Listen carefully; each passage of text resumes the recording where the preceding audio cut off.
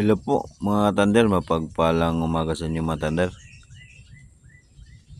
Ito na naman si Hutol nyo thunder, may share naman ng mga mutya sa inyo, no? Para may alam kayo sa mga mutya. Yan. I-share ko po sa inyo yan para kung sakaling makakita po kayo ng mga mutya ay alam nyo na, no?